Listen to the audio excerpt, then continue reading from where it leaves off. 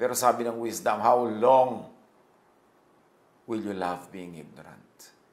How long will you keep repeating the same mistakes? How long will you keep listening to foolishness? Obserbahan natin sa maraming mga pamilya. Kadalasan ng mga problema ng bawat isang pamilya, yun at yun din, paulit-ulit. Kung ang problema nila ay relationships, paulit-ulit ang problema ng relasyon ng tatay at nanay, ng kapatid at ng kapwa-kapatid, ng magulang at ng anak, ng mga in-laws. May mga brand of problems na para bagang paborito ng mga pamilya, yun ang problema nila. May mga pamilya naman na lagi ang problema, pera. Alam mo, lagi na lamang silang nagkaka-chance magkapera pero nawawala. Lagi silang nagkakaroon ng kabuhayan pero nauubos. Lagi silang may chance na umahon pero mamaya babagsak na naman. Paulit-ulit, financial yung problem. Meron naman behavioral. Kung yan ay dahil sa mga bisyo, dahil sa mga addictions, o dahil sa asal sa buhay. Meron naman ang problema nila, kalusugan. Paulit-ulit. Maliban na lang, of course, kung genetic yung dahilan ng sakit. Pero marami mga sakit ng pamilya na dahil sa kanilang lifestyle, dahil sa kanilang values, dahil sa kanilang pamamaraan ng pamumuhay, paulit-ulit ang mga problema kasi paulit-ulit din ang ginagawa nila mga maling hakbang. Kaya sabi ng wisdom, how long will you listen to foolishness? How long will you ignore wisdom? How long will you keep repeating the same mistakes? At sa puntong ito, magandang mag-isip tayo agad mga kapatid. Ano ang paulit-ulit na problema natin individually, personally? Ano ang paulit-ulit na mga problema ng ating mga pamilya, ng ating lipunan, ng ating sambayanan?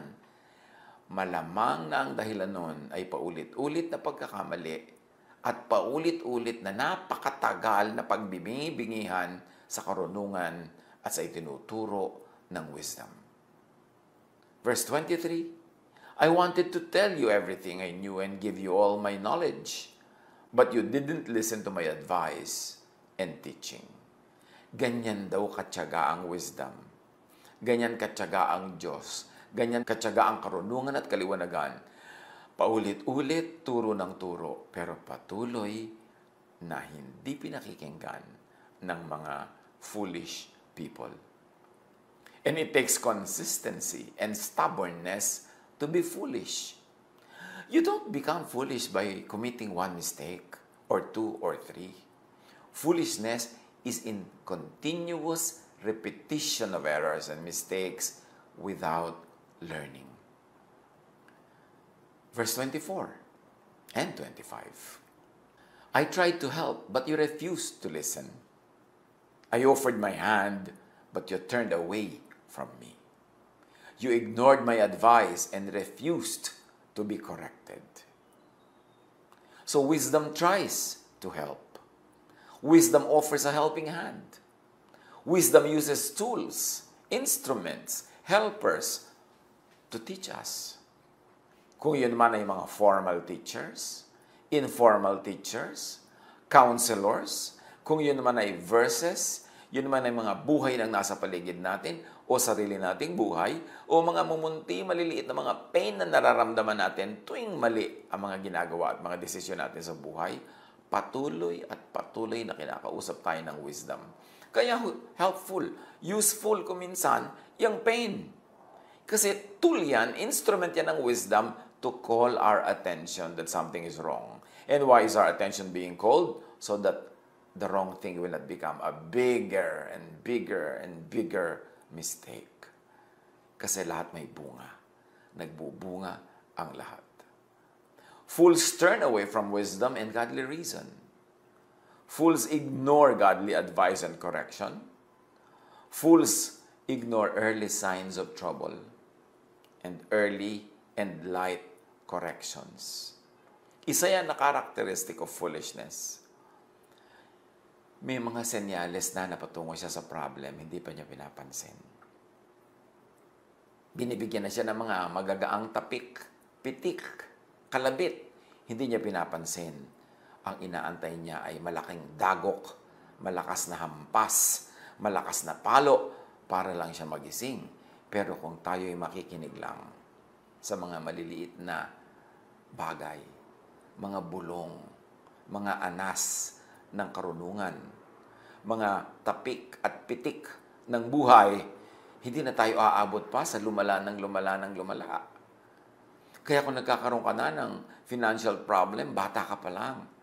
Nagkakaroon ka naman ng chances, pero laging nasisira yung chances na yon.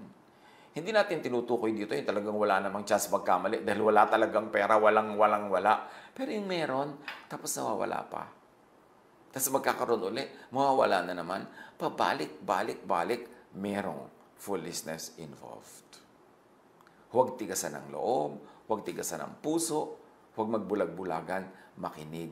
Para hanggang mga tampal-tampal pa lang ang maabot natin, hindi dagok at mariing hampas para tayo matuto. May mga signs of trouble. Kahit sa mapapangasawa mo pa lang, girlfriend mo pa lang, boyfriend mo pa lang, makikita mo yung magiging signs of trouble sa buhay ninyo pag magkasama kayo, pag mag-asawa na kayo eh. Kasi kung meron kayong long enough na pagsasama bilang magkasintahan bago kayo magpakasal, makikita mo na what kind of troubles does this person get into. Do I want to be part of that trouble which probably will become bigger and bigger as time goes by? Ano ang mga sinasabitan niyang problema? Yun at yun. Kasi ang tendency niyan, unless siya ay matuto at makinig sa wisdom, magpapaulit-ulit lang yun. Kaya kung babaero, magiging babaero. Maliban na lang talagang magpalit ng pag-iisip. Kung utangero, magiging utangero. Kung lagi na lamang pumupunta sa maraming nasuswindle siya, naloloko, napagsasamantalahan, paulit-ulit na mangyayari yun. Kung hindi siya makikinig sa mararahan ng mga paalala. Pero habang siya ay lumulubog sa problemang yan at paulit-ulit niyang ginagawa ang same mistakes, palakas ang palo. Palala ng palala ang bunga, pahirap ng pahirap ang buhay. Kaya dapat makinig habang banayad na bulong pa lang at hindi ka pa binubulyawan ng langit. Habang banayad na pitik pa lang at hindi ka pa hinahagupit ng latigo, kailangan makinig. At any given time, wisdom is teaching us a lesson. Every failure, every pain, every suffering, yan ay may daladalang lesson. At kadalasan, bunga lang talaga ng ating mga ginagawang mali. Kung hindi man natin directly, personally ginagawa yan ng mga taong sangkot tayo at sangkot sila sa atin. Halimbawa, magulang at anak, kapatid at kapatid, mag-asawa, nagkakaroon tayo ng effect sa isa't isa. Kaya importanteng maging matino. Kung minsan ang tinutino ng buhay mo, tapos yung kapatid mo, waldas. Kung minsan inaayos mo ang buhay mo, pero yung tatay mo, pabaya. Minsan, ang mga magulang mo nagpapakahusay, nagpapakatino, pero yung anak naman ang gumagawa ng kung ano-ano mga kabalbalaan na paulit-ulit. Nagsisimula yan, maliit lang. Pag hindi mo itinuwid, lalaki yan ng lalaki. Kaya dapat makinig sa wisdom. Fools insist on foolishness. And this early sa ating pag-aaral. Dapat ina-identify na natin, ano ba ang aking mga foolishnesses? Ano ang foolishnesses na nakikita ko sa mga taong malapit sa akin? Ano ang pwede kong gawin para yun ituwid?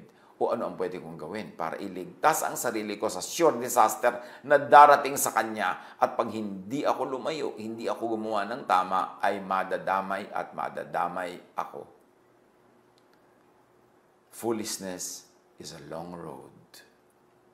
It's not a short trip. It takes many stubborn steps to and into irreversible results. Bihirang-bihirang mangyari na isang tao ay biglang-bigla na lang na nasadlak sa sobrang-sobrang laking problema. Usually, step by step ang punta doon. Halimbawa, meron kang malaking kabuhayan, biglang nawala, isang iglap, napaka-imposible naman nun, maliban na lang biglang mong itinaya lahat sa isang sugal. Pero usually, ang pagkawala ng maraming kabuhayan ay unti-unti. Dahan-dahang mas malaki ang gastos kaysa kita. So, nagkakaroon ng utang, mangungutang, magsasangla, magbebenta, unti-unti, dahan-dahan. Pero pag yan ay hindi pinigil, hindi sinugpo agad, bigla na lamang marirealize ang dami na palang nawala, ang dami nang nabenta, ang dami nang nasangla, ang dami nang nalusaw. Ganyan din sa kalusugan. Hindi naman biglang may ginagawa ka lang na isang bagay na matay ka agad. Unless super hazardous accident yon. Usually, dahan-dahan. Kung ikaw ay may bisyo, ikaw ay sumisira sa iyong katawan, sa pagpupuyat, sa lifestyle, sa pagsuong sa mga panganib, dahan-dahan yun. At kadalasan along the way, nagkakaroon ng babala. Something goes wrong. Nagkakaroon ng pain. Nagkakaroon ng sorrow. At yun ay mga warning para tumigil ka na sa pag-pursue sa landas na yan, mag-iba ka na ng daan dahil ang pinupuntahan niyan, disaster. So even at this point, I like to challenge everyone. Saan patungo ang mga steps nyo ngayon? Yung mga bagong desisyon nyo o desisyon nyo kahapon, last week, saan patungo?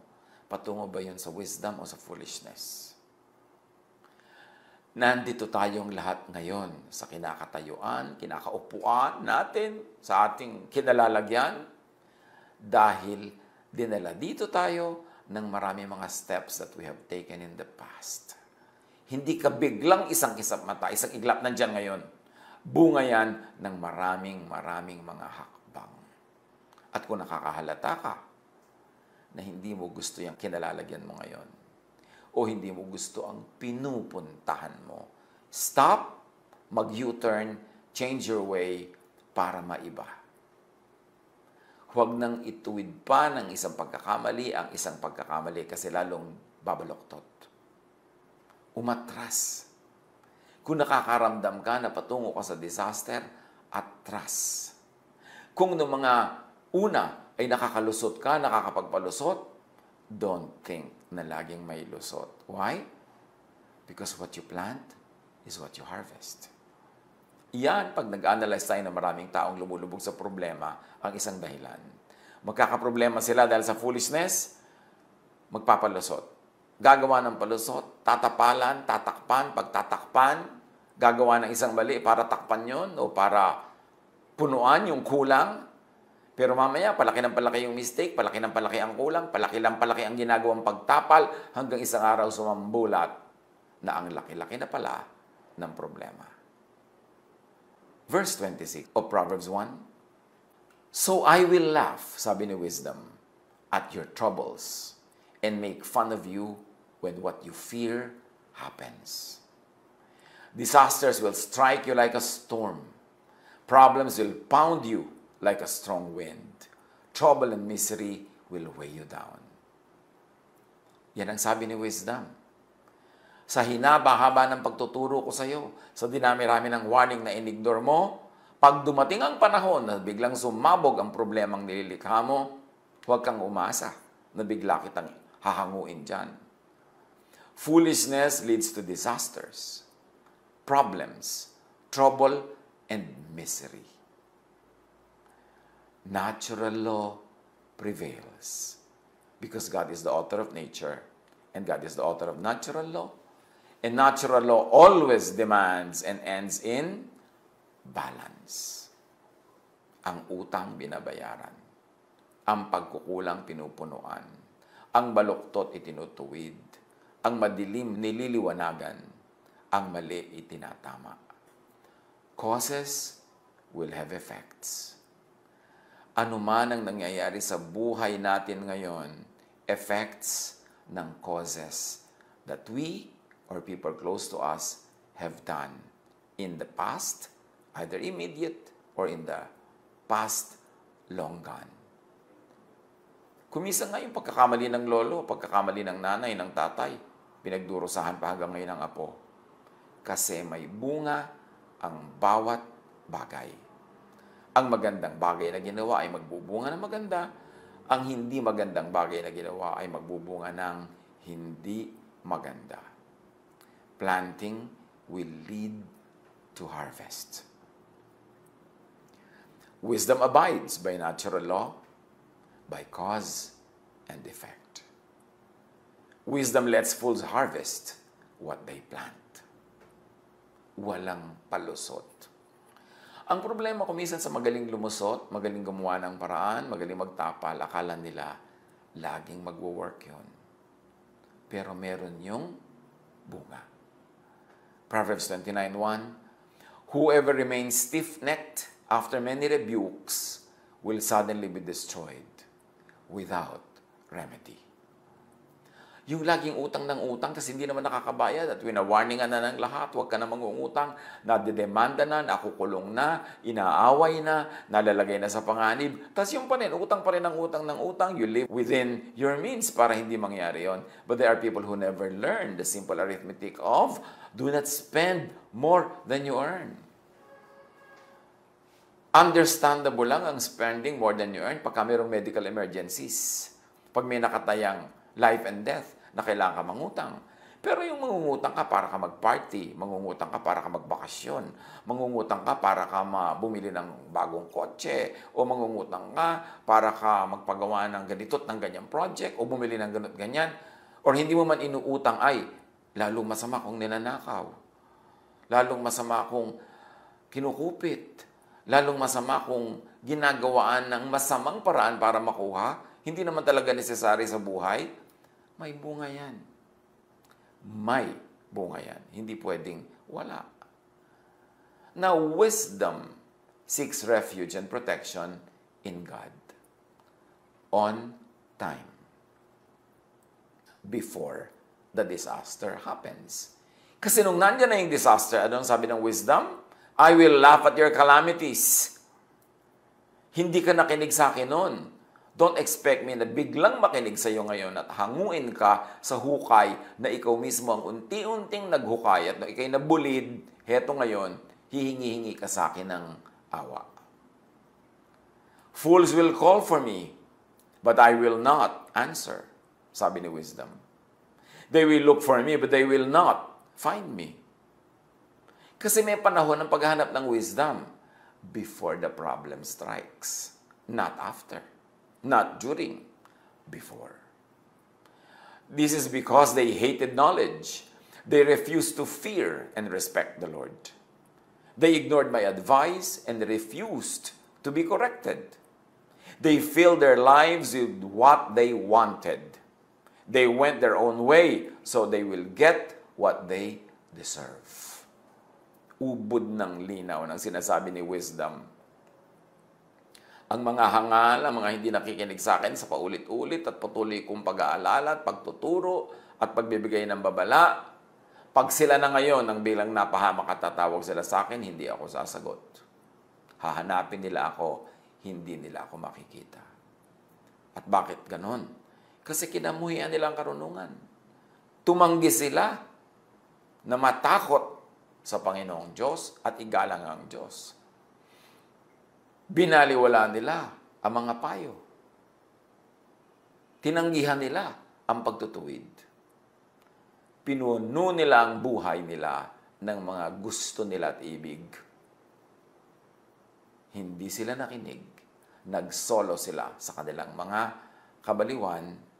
So, tatanggapin nila kung ano ang bagay na tanggapin ng kanilang foolishness. Wisdom, God, natural law, do not save from disasters that are fruits of stubborn foolishness. Wisdom, God, natural law, save before disaster bears fruit, not after. So ang ating title nga is, Be Wise on Time. Hindi mo naman pwede sabihin, hindi ako nagkaroon ng babala. Unti-unti mo nang may babala yan. Hindi bigla-bigla. Marami mga signs. Fools die because they refuse to follow wisdom. They are content to follow their foolish ways, and that will destroy them. God does not have to personally punish foolishness.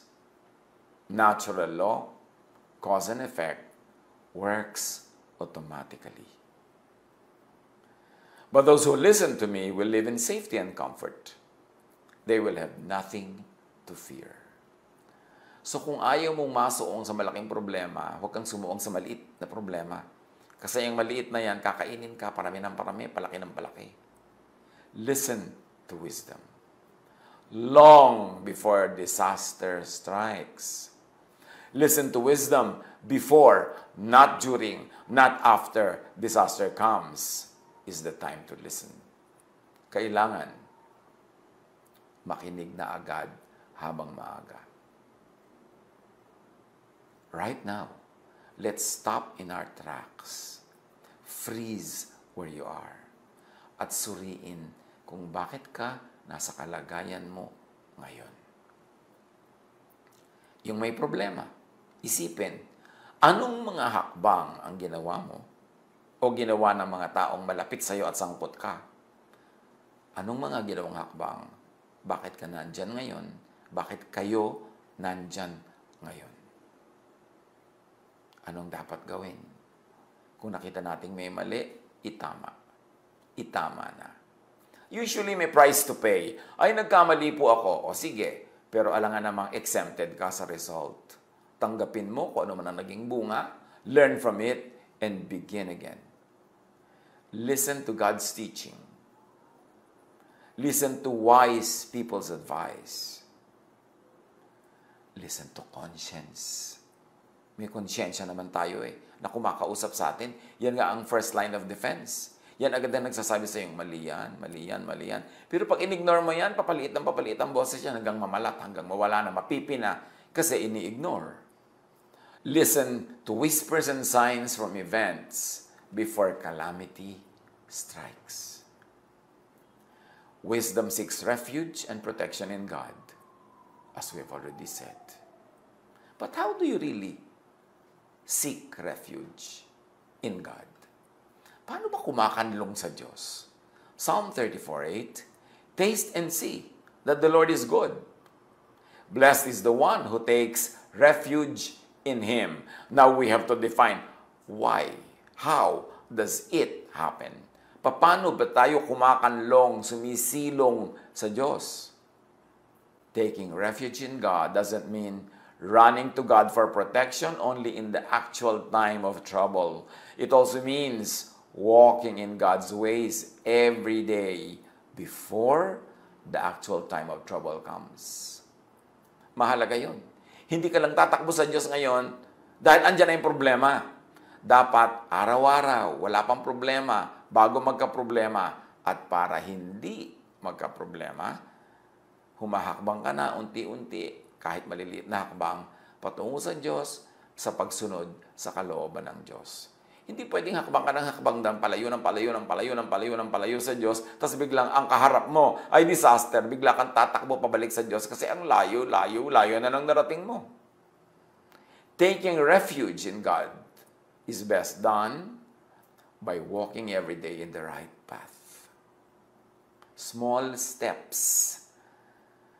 Ang tunay na pagkubli sa Diyos, pagsilong sa Diyos, yung pagkubli at pagsilong sa Kanya sa maliliit na paraan, araw-araw, sa marami at mahabang panahon.